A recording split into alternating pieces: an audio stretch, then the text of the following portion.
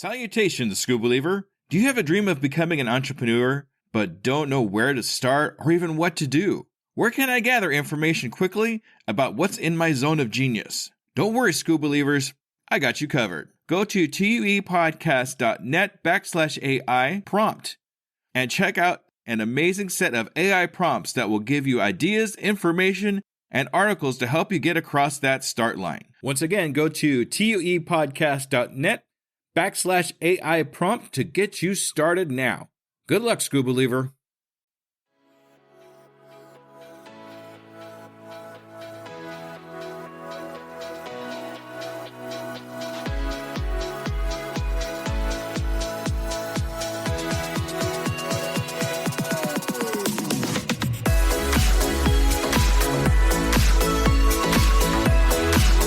Welcome to The Undiscovered Entrepreneur, the podcast where brand new entrepreneurs come to life and could quite possibly be discovered. Join me, DJskoob, and the rest of the Scoob Believers as we help these new businesses become a reality. And now, away we go!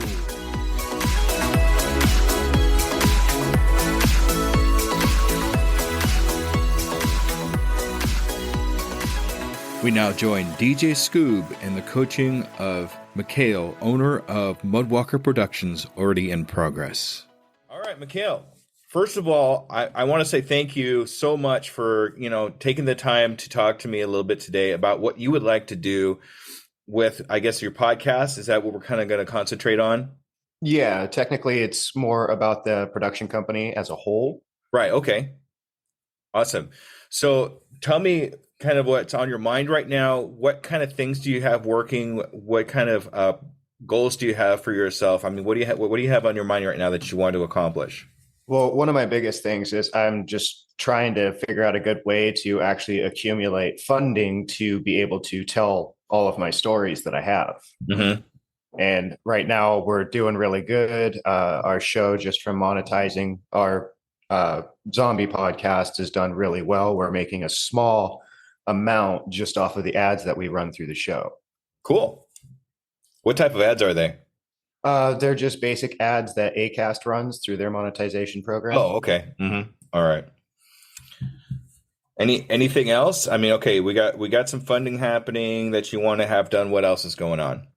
Right now, I'm just in the process of trying to accumulate more voice actors because all of my scripts require a lot of people. And right now, everything that I'm doing with my family. Okay.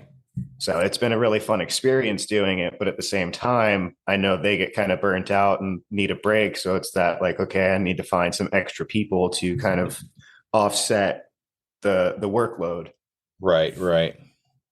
So you need people to help you with voice acting. Anything else that you need help with as far as that's concerned?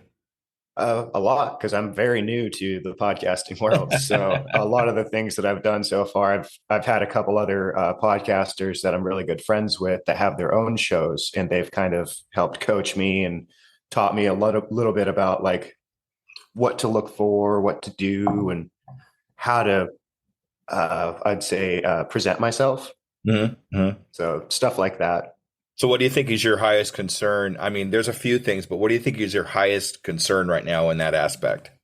In that aspect, I do feel like some of the things that I'm doing, I could be doing a lot better, like getting myself out there and actually approaching people to join under our production company and start working with me. But at that, I think it's just my own hesitation to put myself into that spot. Okay. I take a lot of notes, just so you know.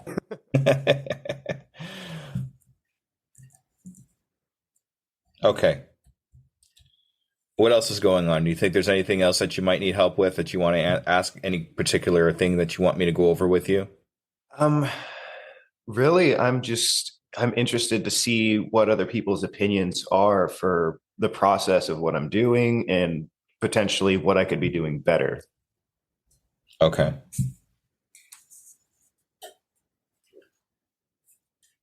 Okay, so it sounds like you just want to get some feedback on what you're doing right now and just kind of see what you could do to improve what you're doing. Does that sound right? Okay. Feedback. Okay. Awesome. Anything else? No, I think that's about what I'm looking for right now. Okay, cool. All right. So what are you doing right now to get feedback from anybody? I mean, you're telling me that you're going out and you're trying to find other podcasters. What else are you doing to get feedback from other people? I talked to some of our listeners that listen to the show, and I asked them, like, out of everything that you've heard so far from episode 1 to our season 1 finale, what have you noticed that I've improved on? What can I do better? Like, what steps do you feel I should be taking to create a better environment and in a better entertainment center to hook people better? Okay. So you're actually getting in contact with your listeners. Yeah, because I That's have good. multiple groups. I've got my Facebook group under Mudwalker Productions, and then I have a Discord channel where a lot of like gamers have jumped on, and they're like, "Oh yeah, dude, I listen to your podcast while we play video games and stuff." And they're like, "It's really cool." And they're like, "But we did notice in some of your episodes that like your volume is way too low, and we can't understand what some people are saying." Yeah. So Okay. that's one thing that I've been focusing on, is trying to be better at audio production. Audio production. Okay. Good. Okay. And so you've started a community of some kind for your podcast, it sounds like. Yes. Okay. Good. Let me think here for a second. Have you started putting together possibly like an email list for your community? I don't have an email list, but I do have my Patreon account. I have one Patreon member, and I noticed that every time somebody logs on and checks out the Patreon, I actually get their email along with it. So I wanted to start like a newsletter to be able to send out to those people. And I do kind of do that with Facebook already on the group page. That way people can be in touch with what I'm doing, and hopefully if they like it, then they'll be able to contact me at the same time too. Good. Putting together an email list is beneficial too to help you find money and sponsors. Just because it's an easier way to market to people directly instead of like a bunch of people on Discord or a bunch of people, on Facebook or something like that. It's more direct.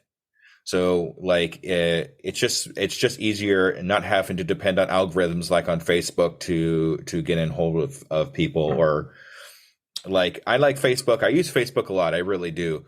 But at the same time, if something happens where Facebook goes down or Twitter goes down or even Discord goes down, what happens? You can't control, you can't get a hold of anybody. But if you have an email list of all these people that you're in contact with, you actually have, hey, everything's okay. Don't worry. Everything's going on. Hey, I have this new product coming out, that kind of thing.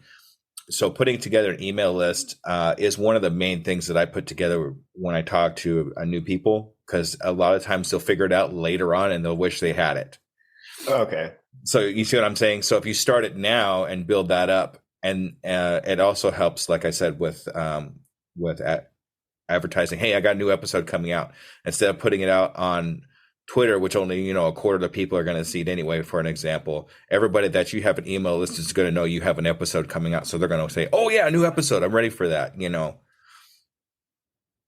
So with the email list thing, I'm still not exactly sure how those work and really how to get it started. Sure. So a lot of email list providers like ConvertKit. I use ConvertKit, and I also use a system with an E in the end of it, and they actually help you build a landing page. It's okay. So you build a landing page for yourself. I'm actually doing this myself right now too. That's why I know about it. So you build yourself a landing page, and then you direct everybody to the landing page. So you can say over your podcast, "Hey, I have this. Go to this and be part of my community."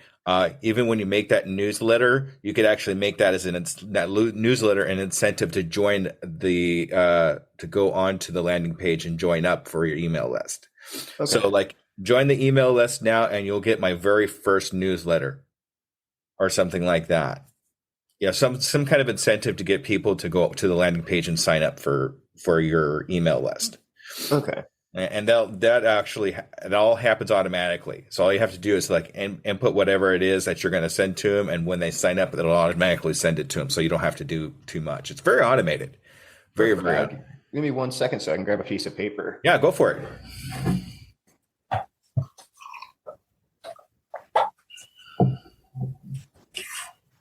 Oh, good.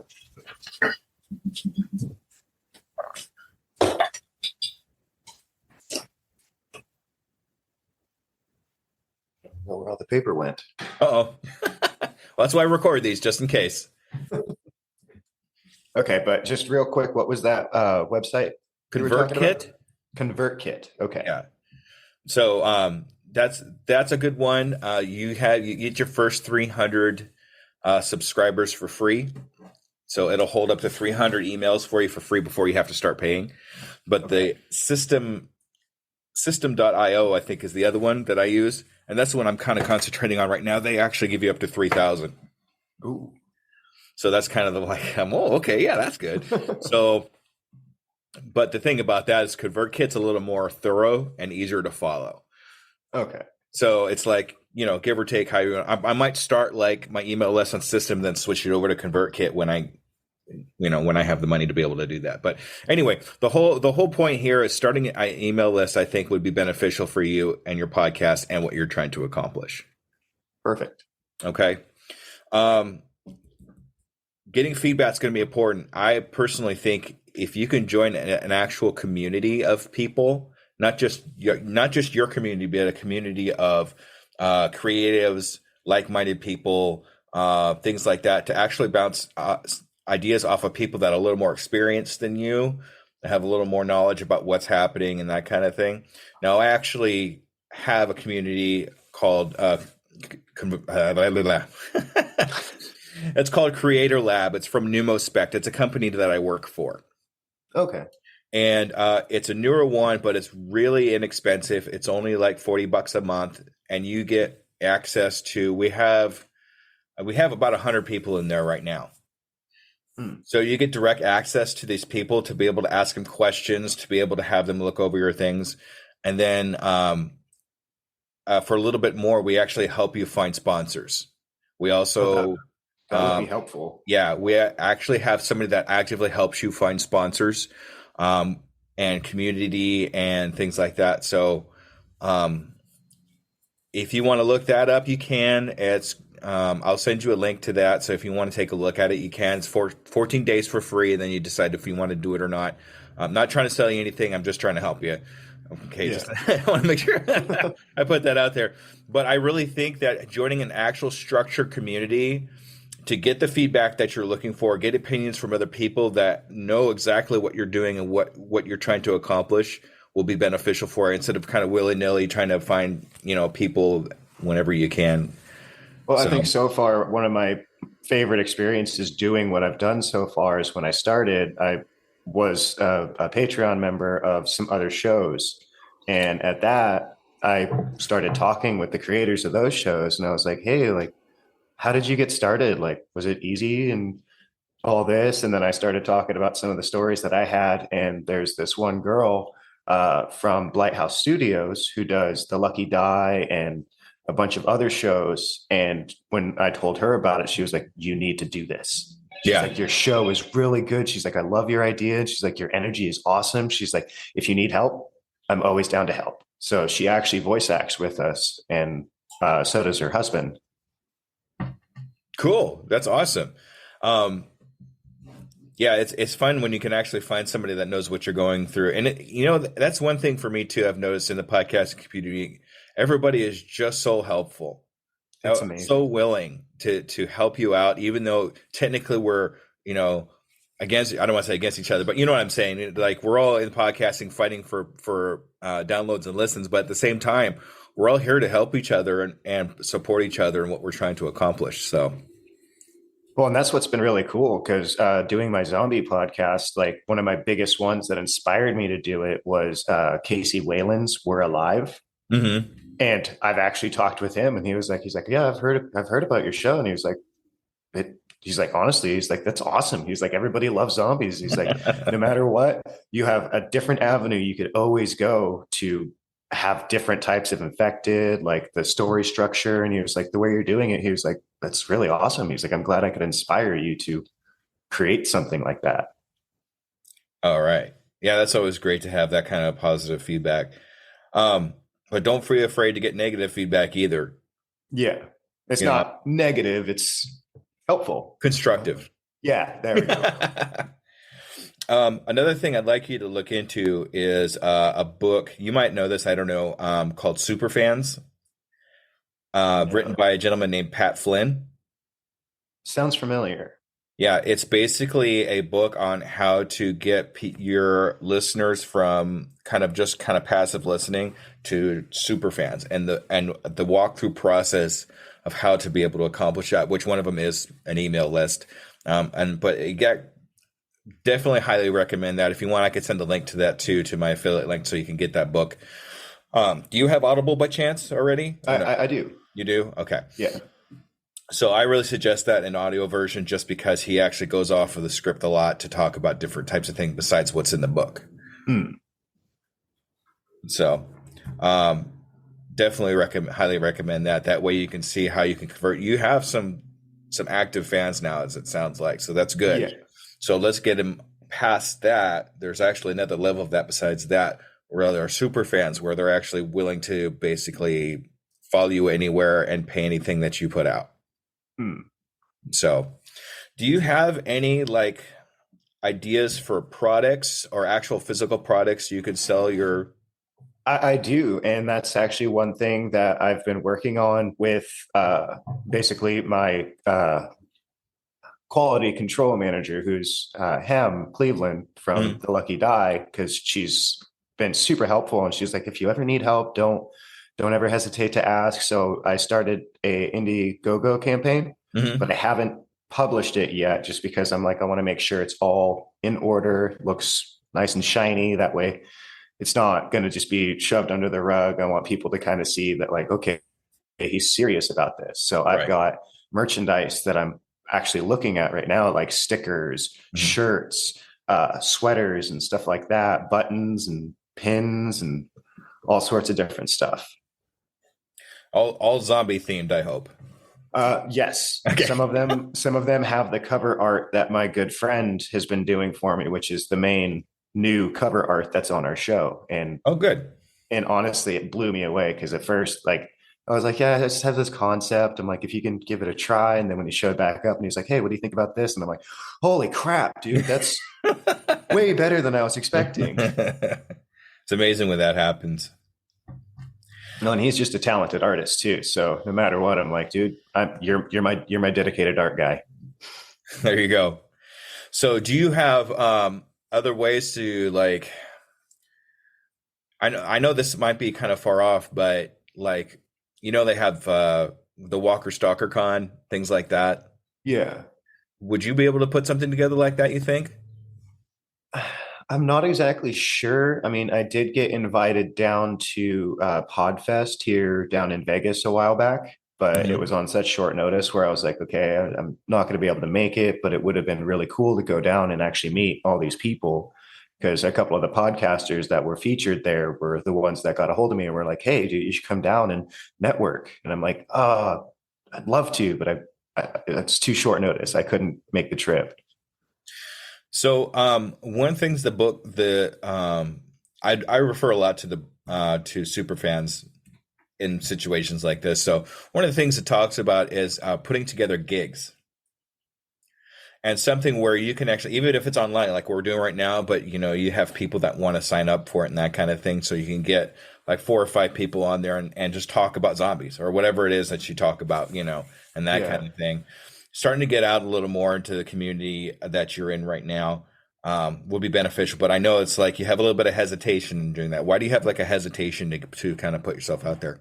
Well, when I do those kind of things, I live way out of town up on top of a mountain. So a lot of what I do is very secluded because our internet isn't great. We have like the worst internet speed. So trying to do any live event like this, it means that, okay, I have to come down into town and set up an area kind of like this, which now I have that opportunity and that option to do. So it's slowly inspiring more to get out and do it, but I still have that hesitation just because I'm not that kind of like tech savvy kind of guy. if you've gotten this far where you can get onto a Zoom call with me, you can do a gig. It's I just you're hesitating honestly out of I mean and I'm just going to be upfront with you. It just sounds like to me you're hesitating out of fear. Yeah. And there's nothing wrong with that. But for fear is like an acronym for me. False evidence appearing real. Okay, so this isn't what you're going through right now. Isn't like a saber-toothed tiger that's going to come bite you or anything like that. It's nothing that's going to hurt you. It's just something that you yourself have to be able to get over, even though it's not a physical fear. Yeah. So me personally, when I think about fear, I think it's actually something that's pointing me in a direction. If I'm scared to do something, that means I have to do it. Yeah. I use it as a leader, as I don't want like my Yoda, or if you want to call it that, or something like that. Because it's telling you that you need to do this. You're scared to do it because you need to do it. Well, and at that same aspect with even starting the show put me in that same kind of boat where I wasn't sure how the show was going to be received. And at that, I was like, I'm really not sure about doing it. But then it was like, all right, do the first episode and I'll just put it out there. And then after that, seeing people really enjoy it was like, oh, wow. I shouldn't have been so hesitant. Like people loved it. So now I got to really get on it. There you go. So what's not to say that that's going to happen when you put together a get together of some kind? I don't know. I think part of that hesitation is just wondering if anybody would show up. But I think that, again, is part of that fear where I just need to stop being afraid and just do it. Exactly. That's exactly what it is. Get through that first one, just like you did your podcast. Get through that first get together. Now you have a community. You've already skipped a lot of what I haven't even done yet, to be honest with you. You have a community of people.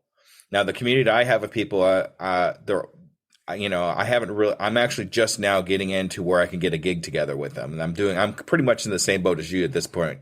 But I've actually put one out there, and I'm doing a group coaching on Tuesday. So all the people in this community have this link to come to my group coaching. So we're gonna just see what happens. That'll be pretty cool. So I think you should be able to do the same thing. Put together just a quick. Just do it on Zoom, really, and just put it. Hey, go to. Can you make pretty links? Can you make like real simple links off of your website? I think so. Yeah. Okay. So if you put a Zoom thing together, take that link, put it in your printing links, and then make it something really simple. So go like my creator lab is tuepodcast.net/lab. Really easy, simple, smooth to remember. So tell people to go to this if you want to join this gig. And then come down off the hill, go into your office here if they'll let you, and then do it there. Or whatever, whatever. I mean, you got some stuff worked out, so that's cool. Whatever you need to do. So, and that way you could actually get into real hardcore touch with your community. They'll see your face and know who you are, and now they have more of a bond with you. And you're closer. You get closer and closer to having those super fans that actually want to be a part of your world. Yeah, I become a little bit more personable with my listener base and everybody who wants to interact. And the people that you actually touch will go out and tell people about you, about your podcast, and you'll get more downloads, listens, whatever goal you have for them. And hopefully sell some products and get that funding that you're looking for. That would be amazing. And at that, yeah, if I start doing the Zoom calls and I get some of my first merchandise, I can show it and be like, hey, check out the shirts. Like, this is what we got going, or check out the hat. Like, it would be really cool to be able to have that venue to be able to show people what I'm capable of. Exactly. And then you could post them wherever your socials are and show people are actually starting to, because people that see people do things want to join. Oh, he's got that cool. Oh, I love the design of that. I need to get myself one of those and send him a picture so he puts me on his Instagram, whatever, something like that. Start that flow. Start that flow of people that are interested in your show and then want to be a part of what you're actually accomplishing in your show. Does that make sense? It does. Okay. What's going through your head right now? Tell me what's going on. Well, right now I'm honestly thinking, holy crap, I have a lot of homework that I still have to do. Oh, yeah, we all do. So yeah, I mean, like out of everything right now, I think there's just that little bit of apprehension because again, like I don't have a massive funding to be able to do this. I don't make a lot of money because I only work part-time while doing podcasting as my other side job. Right. And right now I work 3 days a week doing painting for a company in and out here in Sandpoint. Mm-hmm. And then on that, I spend most of my time script writing and audio editing, trying to get my stories out. And it's slowly gained enough traction that I'm like, okay, like I can finally start looking at doing some merchandising with a little bit of the revenue that I've gotten from my ads. But I start small. So I'm thinking stickers first, like just something small and simple that I can send out to people or use as like a bonus for like, hey, if you join the Patreon tier at $3, you get a booklet of stickers that are the cover art, logos, and all the different art that we have for our show. There you go. So having that's really good. That's a good idea. You should do that. A lot of the stuff that you need to accomplish doesn't cost anything. Yeah. You really think about it and kind of work it out. Like technically, you can actually put together an email list and just do it manually. Now, that's going to take a lot more time and effort, but it can be done. Things like editing and doing Zoom calls. I mean, I get unlimited Zoom for $15 a month. Oh, wow. So I get as many people, I get up to 100 people on there and unlimited time for $15 a month. Wow. So it's really inexpensive. If you don't do that, it's 45 minutes for free. You know, that's okay. Sometimes you could do it in 45 minutes, but a lot of times when I do coachings like this, it takes an hour or so. So I have to get the bigger package. Yeah. But I mean, you know, putting together something like that, not very expensive. And then you could just put something out there on your Discord. I got a helicopter going by. Put something out of your Discord, say, hey, you know, I'm doing this, like I was saying, and then just give out that link and have people, and then see how many people actually join. It'll actually tell you how many people join. Oh, that's cool. Yeah. So finding ways to be able to do things for free or close or very inexpensive takes a little bit of homework to do, but it's very possible and helps you keep that cost down. Now, who do you, and something that just kind of came to my mind, you told me that some of the people were telling you about your audio was kind of a little bit off. Yeah. In the first episodes where I just dipped my toes into it, because I never edited audio before and really didn't have any experience with it, but some of the voices and how I tried to design the scene, you had people talking, oh my God, this, so it's like, okay, I can't have that because that's part of the story. You need to hear what these people are saying. Right. And the downside to that is on those first episodes, the way I edited them, I can't retrieve the original voice tracks for that entire episode. So the only thing I could do is go through on the one track and try to amplify those certain spots, which it helped. But at the same time, I'm like, okay, well, this goes to show people where I started and where I'm at now. Exactly. Exactly. Because a lot of people like seeing that progression. People like seeing that hero's story where we started out this way and now we're here. Yeah. So I was going to say, don't delete those. Don't change them, anything. Just leave them there because people would see how you've come across. Now, it sounds like you fixed those problems since then. Oh, yeah. Yeah, I've done a lot of research. And like I said, I have some podcast friends. One is Fool and Scholar, Travis Vengroth. He's an actual sound engineer. So he kind of broke stuff down for me. I was like, this is what you need to look for. He's like, when you're doing your editings and recordings, he's like, you got to keep everything within this level. You don't want it to peak. But if you're at a certain decibel level, he's like, the more background noise you have, that's just going to cut it out and overpower it. So he's like, you need to kind of balance everything a little better. And that was honestly really helpful. And that's where it was like, okay, I'll give that a try. And when I started doing it, people were like, holy crap, dude. Like, in that new episode that you put out, like when you're walking in the grass, they're like, if I closed my eyes, I can imagine what's happening in that scene. It's like, all right, good. Like, yeah, you're doing it right. Better. If you could close your eyes and kind of feel it out. So that's good. So What what improvements do you think you can have by approaching people? I mean, let's just kind of hit that a little bit more, because I think that's going to be the one thing that's going to kind of slow you down in your progression. Because it sounds like you have the podcast is down. It sounds like that's down. Yeah. You have products out there, you have that down. But I think the one thing that's holding you back at this particular point is actually self-exposure. So, I mean, besides the Discord and the Facebook group, what other things do you think of that you might be able to do? Well, I use Twitter and Instagram, and that's pretty much about as far as I go with exposure. I mean, there have been a couple people on Twitter that reach out and have their own like newsletter for podcasts, like indie production podcasts, Hmm. and they've invited me to join those. So I added my show into their catalog and stuff like that, which has really helped. But other than that, I'm not exactly sure what kind of other exposure I could be doing to get out, other than like my business cards that I've made and just started leaving in random spots around town. So, but other than So, that, yeah, I'm not sure what else to do. um, I'm going to give you an idea. I don't know how you feel about it, but let's just throw it out there anyway. What would you think about starting a YouTube channel?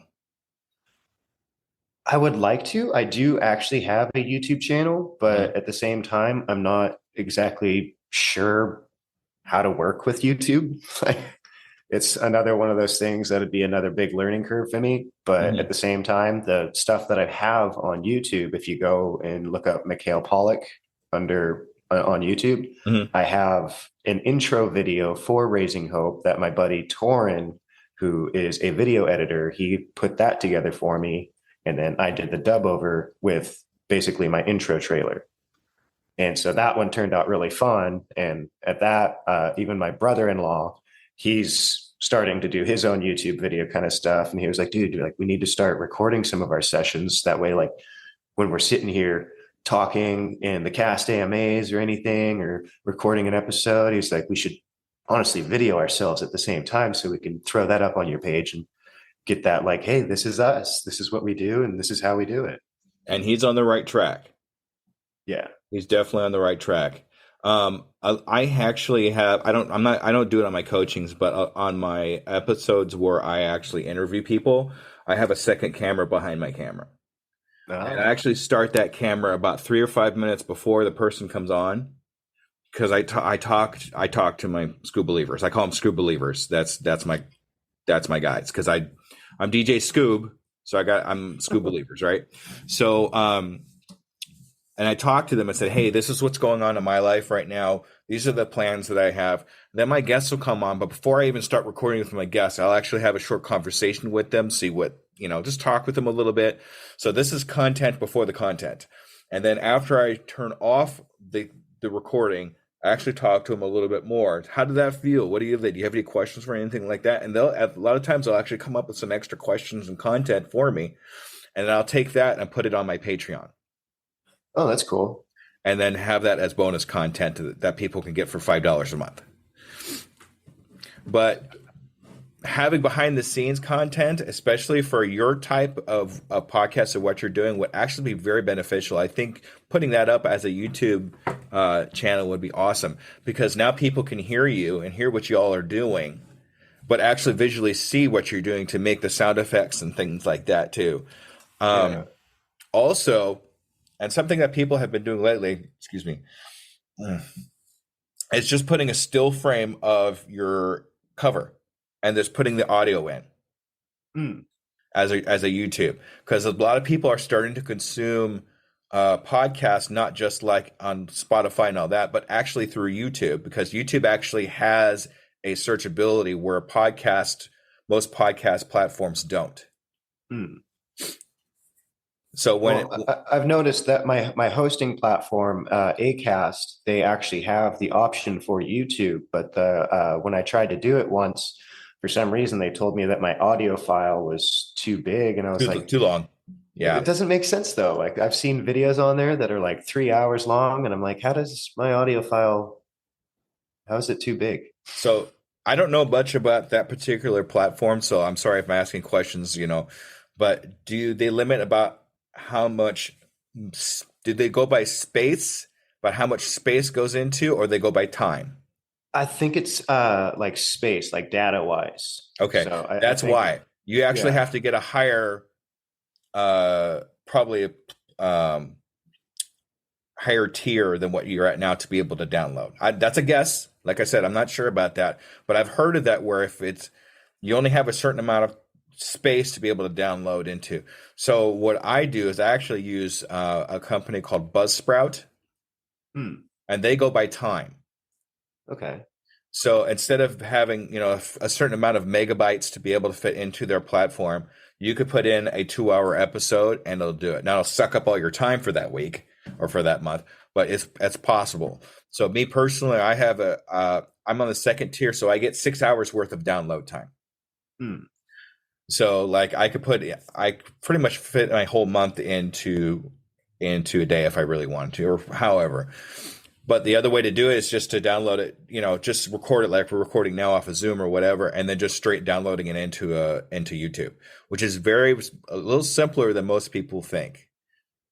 And Well, there's the biggest issue that I need to look at with something like that is the licensing for some of the sound effects and music that I use, because it goes what hosting platform are you using and what is it going to be on. So Acast is my biggest hosting platform and they distribute everywhere. But with some of my licensing, I'm not sure if I'm able to take my recordings and just upload them onto my YouTube channel without getting flagged for licensing issues.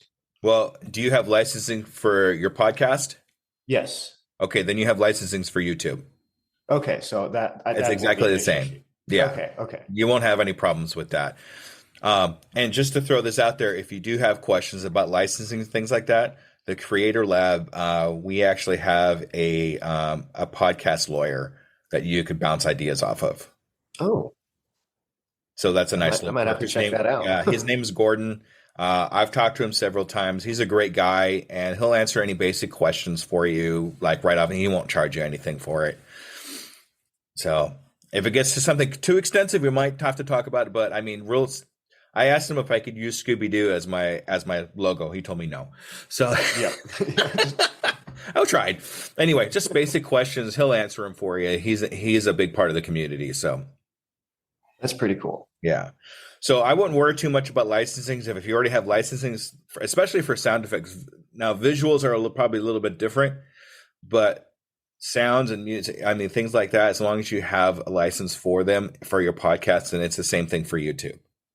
Okay. Okay. Because yeah, I don't have any like visuals or videos that I would have to worry about. All the art that is done is art that we own that my buddy does. So he's the one that's like, oh, dude, use the art anywhere. He's like, that's your art. He's like, you paid for it. And he's like, I didn't even want you to pay me for it, but you paid me for it. And I'm like, well, I have to. Like, your art is totally worth it. And I'm going to support you in your dream of being an amazing artist, which he does crazy art, like not just graphics and stuff. He does clay and stuff. So like he did a clay sculpture of Yoda, and then he did a clay sculpture of Gru, and it was like, oh, that's insane. Dude's talented. Oh yeah, Kalerian on Instagram, Kalerian Art, and he's got Uncle Iroh from Avatar: The Last Airbender. Yes. Super amazing sculpture, and just the amount of detail that he puts into it is amazing. Let me ask you this question. How could you incorporate something with him on YouTube? I think in that it would be talking with him while he's working on something and while I'm working on something. So if I'm writing or typing out a script while he's playing around with his clay or drawing something for the show, like doing some concept art for me, that would be something that I feel like him and I could sit down, do a video, and have that conversation with like, okay, this is kind of what I see in my head. Like, can you do a quick sketch to get the basic idea, and just kind of go through like something like that. So I have, gosh, I can't remember the name off the top of my head. I wonder if I can look him up real quick. I actually did a voice job. It was a single line, but for where is she at? I'll have to send it to you. I can't remember the name of it right away. So what she does is she actually has still sketches that go like a storyboard for her stories, Yeah. and she puts those on YouTube. Ah, So like, here's a voice, here's a still frame of what's happening in the scene, and she'll move them as the story progresses. So what she'll actually do is, as she's telling the story or as she's making the story or whatever, she storyboards it. And then on the YouTube channel, she'll take the actual finished product of that storyboard, like an actual picture, put it up on the screen on the YouTube, and then tell a story that way. that's pretty cool. My buddy Torin, who's my friend, that's the video editor guy. He did some stuff because he's in college right now for videography, and he put together kind of the same thing. He had small pictures that he was like, okay, I'm going to animate these, but I need somebody to do the voice of these little birds. And he was like, you're a great actor. So he's like, do you want to do it? And I'm like, sure. So I did that to help him out. And yeah, it turned out really cool. So you actually have a circle of friends, it sounds like to me, that would actually help you be successful in a YouTube channel. Yeah, I think right now it was just the apprehension with being on YouTube that was kind of my biggest issue. And I think that, again, that falls back onto that fear.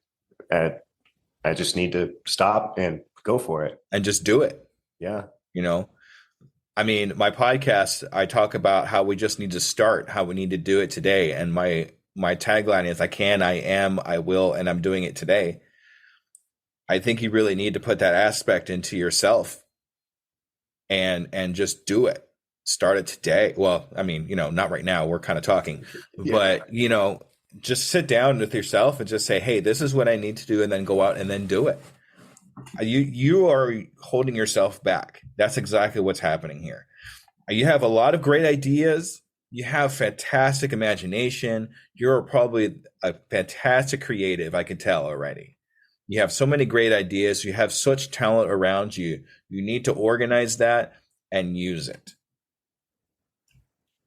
Yeah. I need to stop being afraid. Okay.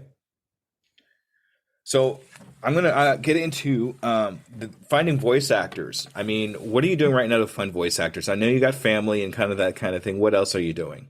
I've joined a couple Facebook groups, like a voice acting community, and I've also been branching out on different avenues on different websites. Like I think one was Linktree, and a couple of those. But some of the voice actors that I've talked to have been, it's kind of bad to say, but they've been toxic.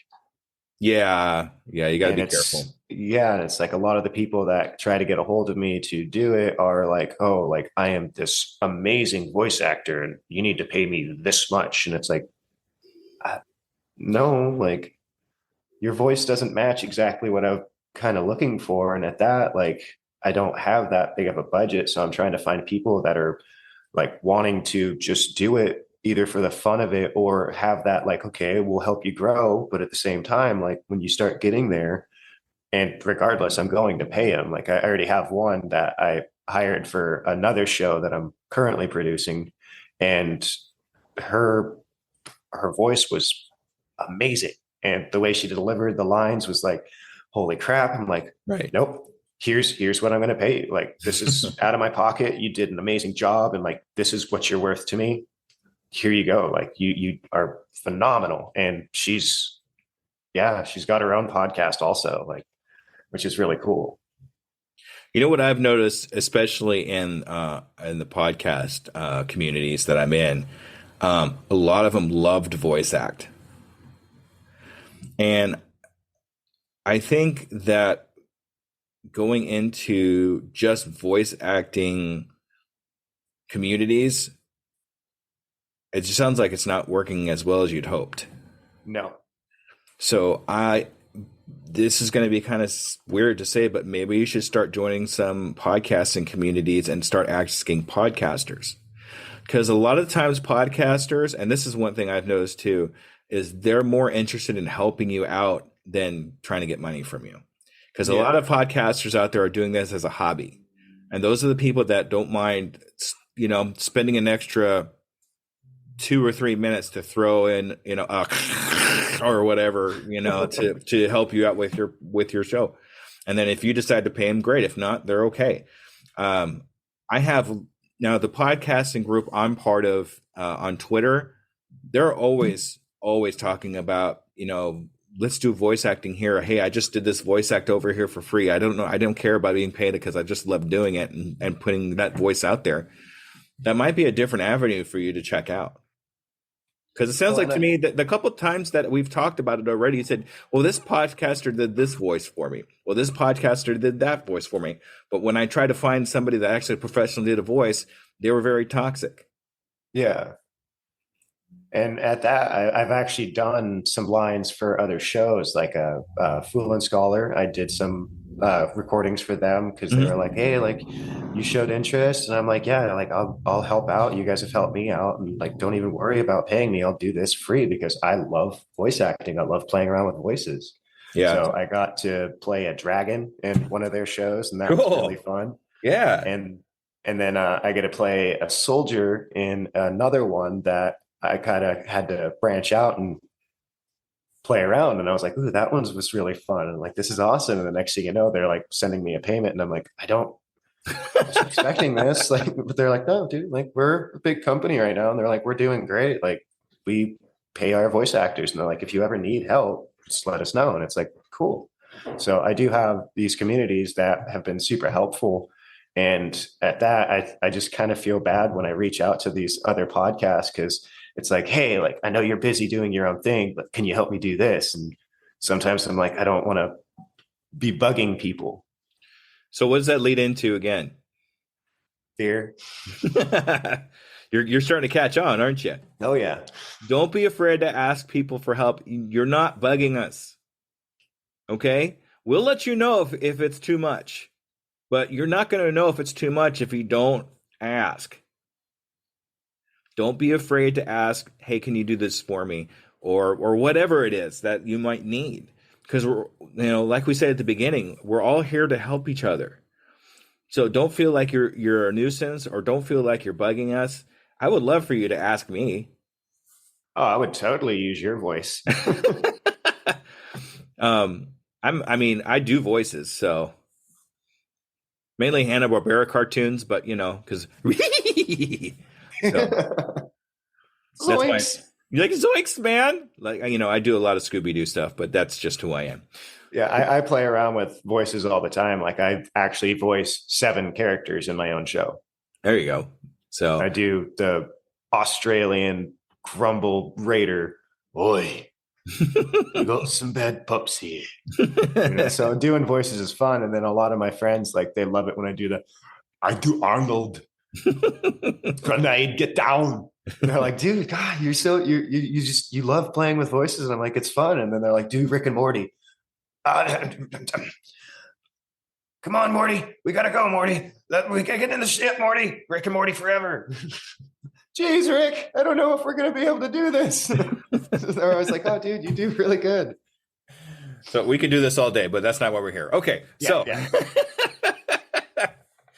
So I think if you reach out to some podcast communities, other communities you think that might use voice as part of what they do, you might have a little more luck finding somebody to fill those spots for your voice acting and scripts.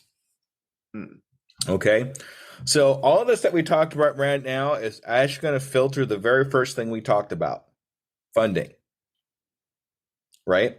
Because having all this, having the YouTube channel is going to start funneling people to you. Having my brain stopped. Sorry. Having the email list and having the landing page is all going to filter people to you. And the more people that get filtered to you, you're going to have an opportunity to sell a product to. You can even, I'll throw this out. Have you thought about maybe making, now this takes a little time, but maybe making some kind of course of some kind? I actually thought about it because I did see like some posts on Twitter with this other group that I'm like really adamant with because people have been asking like, oh, like, is it hard starting a podcast? And is it even worth doing? And then at that, like one of my favorite quotes is kind of like the field of dreams. If you build it, they'll come. And I'm like, if you enjoy doing it, then it's totally for you. If you make it, someone will listen. And you already have a community to sell it to. Yeah. So here is some possible funding further. for you too. Yeah, you're one step further than I am at this point. But I think if you have the capability of putting together a course, and we actually can help you with courses in that creator lab too. Putting together a course to sell, here comes some more funding then, because you already have people to sell it to. You already sound like you have people that are interested in what you're accomplishing. So these are people that are saying, hey, I would like this. They're raising their hands saying, hey, I would like to have this from you. Because, I mean, there's a lot of other podcasting courses out there, but these people want to hear it from you. And that's where you have the advantage over most other people out there, because there's only one you. Yeah. Right? So use that to your advantage and say, hey, is this what you want? Okay, I'll make it for you. And go from there. I think that's a really good idea. And at that, I feel like that would be something that would be beneficial for, like, especially the Patreon. It's like, if you guys are this interested, if you join at this $5 tier, then I'll do monthly videos of basically my podcasting production and how I do it and steps that you can take to start your own story. There you go. That's a great idea. That's good. I like that. You should go with that. Because I'm already starting to do it with my own family, because now that they've played around with voice acting and seeing me do all my scripting and storytelling, they're like, I have so many stories that I want to tell. I'm like, well, then write them. Like, we have the avenue to start doing it. So if you guys start writing it, we'll voice act and we'll get your stories. So I really enjoy seeing people be creative and actually putting themselves out there. And no matter what, I'm always going to try to support those kind of creative people. I just had a thought. What if you presented that to your community? Like what? Writing their own stories? Mm-hmm. I actually mentioned it once in one of our bonus episodes for This Is Us, which was, if you guys have stories you want to tell, like if you want to email them into us, we can either read them, or if you want to record them, we can feature them in a new podcast that we want to produce, which is basically like listener tales. Tell us your favorite holiday, like your happiest Christmas, your best Valentine's date or whatever you had, like your scariest spooky Halloween. Like, tell us your story. Like, if you have a story you want to get out, here's the space for you to do it. But do it more niche. More niche. Yeah, we'll do it more towards what your niche actually is. So instead of saying holidays or Christmas or anything like that, tell me a zombie story. Oh, there we go.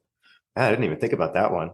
Because a lot of the things that people, they choose a niche, and you guys have a great niche, I'll tell you that, right? It's huge, but it's a good one. People have stories they want to tell about zombies. So instead of saying, just throwing something that general out there, throw something niche out there. Because Pat Flynn, the guy I follow, the riches are in the niches. That's what he says. So the more niche that you can make that fits into your genre, people are going to be more responded to, because they're going to realize it's part of what you do. I like that idea. I'm going to have to start branching out on that a little bit more now. So yeah, you've given me a lot of stuff to think about. And honestly, I think you've kind of inspired me a little bit more to not be so afraid of putting myself out there and getting some actual stuff accomplished. And then the funding will follow. Yep. The funding is basically how well you serve your community is how well your funding will be. It's kind of a byproduct of how you serve others. So when you start serving these others, they're going to want to follow you more, and then they're going to become super fans because they're following what you do, and they are a part of it. Throw them the basketball, right? When I was growing up, I didn't play basketball a lot. When I did, nobody ever threw the basketball to me. Why? Because I wasn't any good. So when they ask me like, "Hey, do you want to come watch us play basketball?" This is Pat Flynn's story, not mine. But do you want to come out and watch us play basketball? I'd say no. Why? Because you never throw the ball to me or give me a chance. So if you give your community that chance, give them the ball, they're going to want to join you. I like that. And at that, hearing the different creative aspects behind other people's zombie stories is incredible.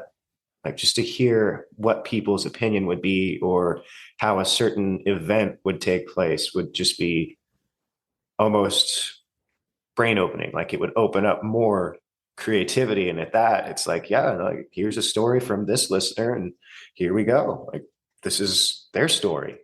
And how excited would they be to hear their story? I think people would really be excited. Do you think they tell? Do you think they tell people about it?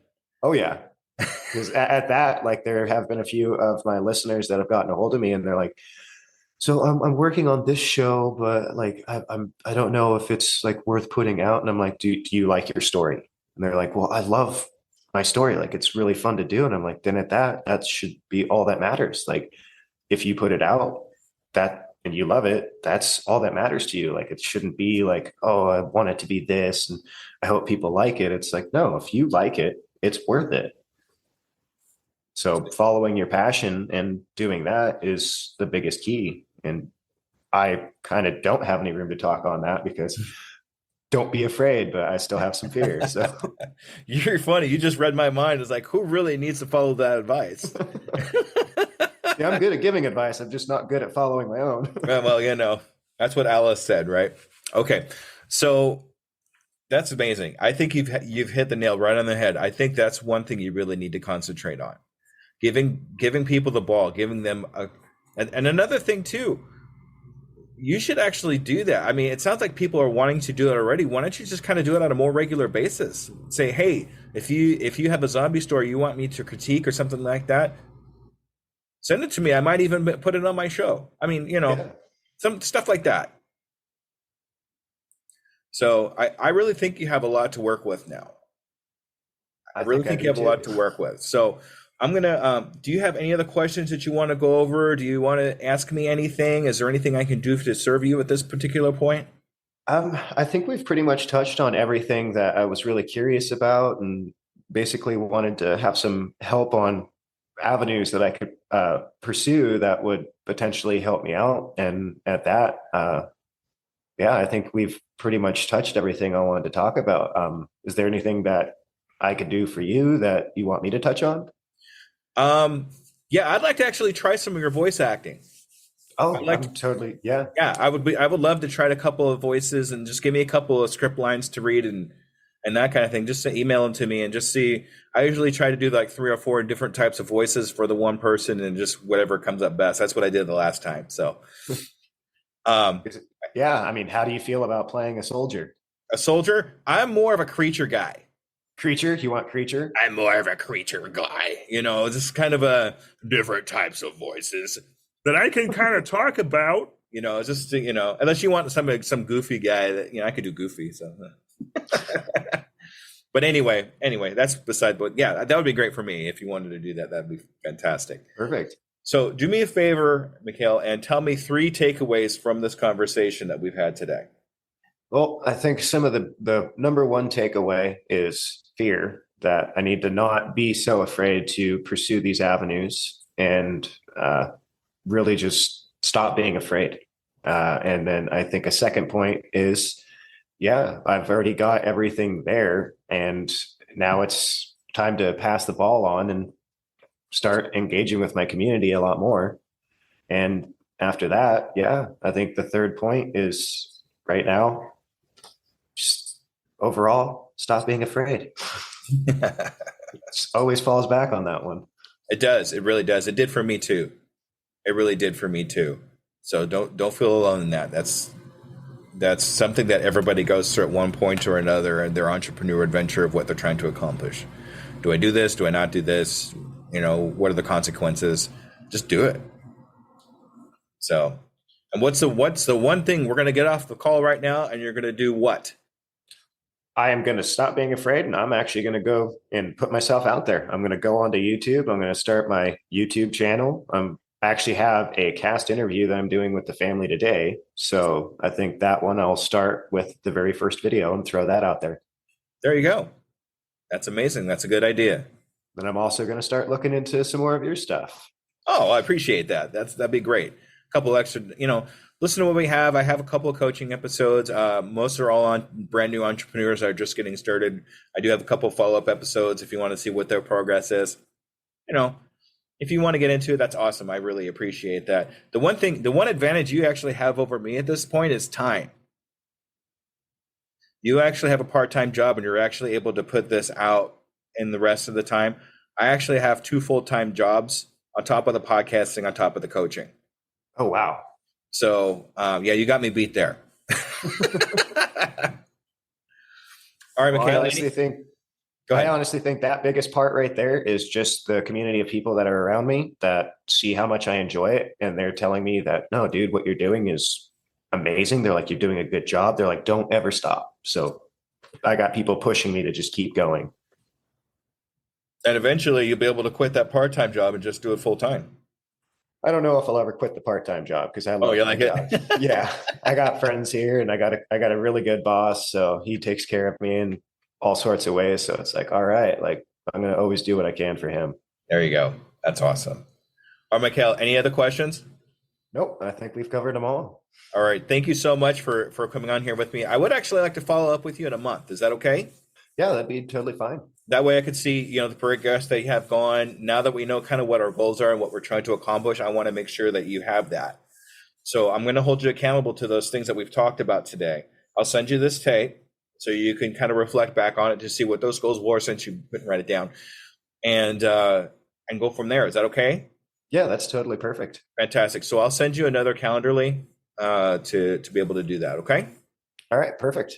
Hey, thanks for talking about it. I had a blast. This was a lot of fun for me. Yeah, this honestly for me is one of those things where I'm glad I wasn't afraid to actually come out and chat with you. It was a really fun experience, and thank you for having me. Absolutely. It goes on from there, right? Oh, yeah.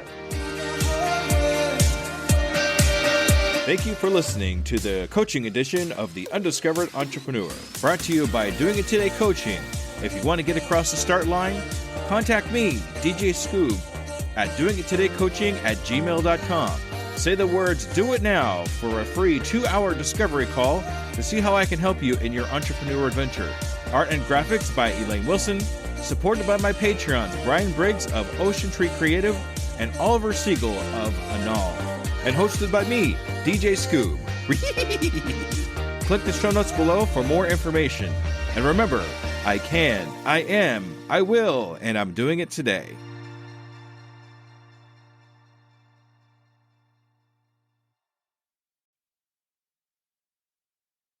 As a worker of 2 full-time jobs, running a podcast and coaching, every minute counts in my day-to-day. It's hard to be consistent in any of my social medias. And at this point, I cannot hire a social media manager. Pinnacle AI to the rescue! I've been using Pinnacle AI for a couple of weeks now and seeing big improvements in my outreach and consistency in all my social medias. Do you want to save time and increase your productivity too? Go to tuepodcast.net/AI for more information. Save yourself time and grow your brand. Try it now and see what it can do for you.